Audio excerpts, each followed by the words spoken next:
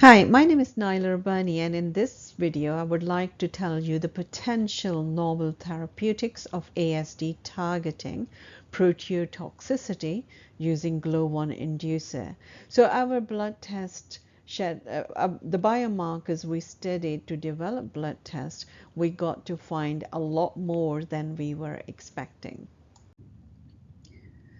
So in the recent validation study, we also had the opportunity to compare levels of plasma protein biomarkers in the classifier algorithm, CML, CMA, DT, and 3DG hydroimidazolone in sibling pairs discordant for the ASD phenotypes from different families. The level of CML, CMA, and dietary were increased in ASD, and the level of 3DG hydroimidazolone was decreased but failed to reach significance for this sample size. So overall characteristic level of plasma protein glycation, oxidation biomarkers are found in siblings discordant for ASD phenotype of the same nurturing family environment. This suggests ASD is not linked to nurturing and care in early childhood, but rather to initiating risk factor conditions in the first trimester of pregnancy. We were also interested to explore correlation of plasma protein glycation and oxidation adduct levels with severity of autism assessed by the ADOS-2 scores. As the latter had over 7 different categorical values, it can be treated as a continuous variable. ADOS-2 score correlated negatively with age and positively with plasma protein CEL and MGH1. The negative correlation with age likely relates to the accepted partial resolution of symptoms of ASD with age, including effect of behavioral therapy. Both CEL and MGH1 are formed from the reactive dicarbonyl glycating agent methylglyoxal. Mg is formed as a byproduct of glycolysis and is increased with increased fasting plasma glucose and insulin resistance, recently found to be common in ASD subjects.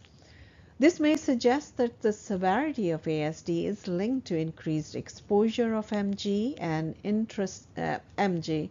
So this is an interesting association deserving of further investigation. Just to remind that the methylglyoxal and glyoxal both are metabolized by the glyoxylase system present in every cell.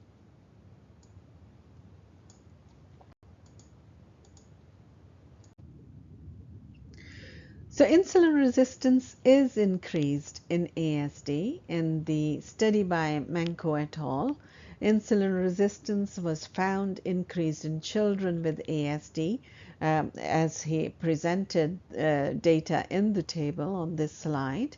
Plasma methylglyoxal is increased in insulin resistance, and plasma protein methylglyoxal derived glycation adduct correlated positively with ASD severity in our validation study.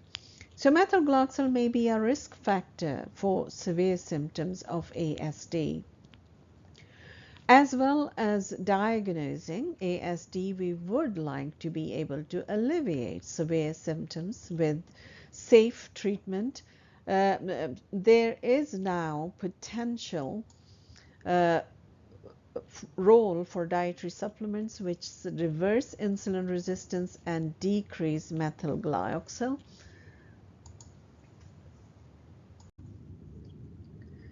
So we know how to correct insulin resistance and decrease methylglyoxal clinically by treatment with glyoxylase 1 inducer As I mentioned before, glyoxylase system metabolizes methylglyoxal and glyoxal. So induction of expression of glyoxylase 1 decreases levels of reactive dicarbonyls, glyoxal and methylglyoxal, and thereby prevents increased CML, CMA, MGH1 and CEL. It also corrects insulin resistance. The paper was published, clinical trial paper was published in 2016 in diabetes. So what is glyoxylase 1 inducer? It is a combination of highly tolerated dietary bioactive compounds, resveratrol and hesperetin. These compounds found in red grapes and oranges. Effective doses cannot be achieved by diet. So it increases glyoxylase 1 expression by activating cytoprotective transcription factor NRF2. It may alleviate severe symptoms of autism. NRF2 is known to induce protective genes, about 1,300 of them. So these dietary supplements induces glyoxylase 1 via the NRF2 system. Glyoxylase 1 inducer corrected insulin resistance in a randomized, double-blinded, placebo-controlled crossover study, heads-up study, in overweight and obese adult subjects. It decreased fasting plasma glucose, area under the curve of postprandial glucose, and increased insulin sensitivity. It will likely do this in children and may thereby alleviate severe symptoms of ASD. It is safe, effective, and highly tolerated. Maybe Glo1 inducer could be tried in adults with ASD and severe symptoms initially. So in summary, a simple blood test for autism has been developed based on assay of plasma protein glycation and oxidation biomarkers. Assay time is 30 minutes. Discovery phase of 88% has been validated in large independent international multi-center cohort in over 470 samples. Biomarkers changes likely reflect activation of the UPR and neuronal plasticity in the brain in autism in response to risk factors during pregnancy. For that, see my next presentation.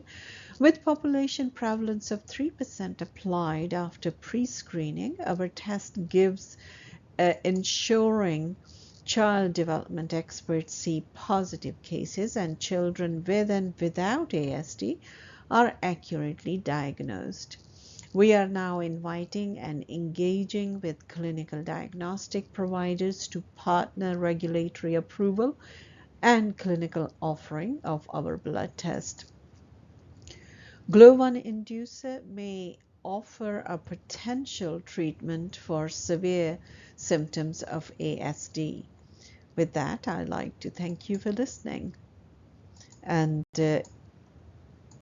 for further information about the autism blood test, please visit my website, nailarabani.com. For further information about Glo1inducer, we have glocentrica.com and glovitality.co.uk, which is under development.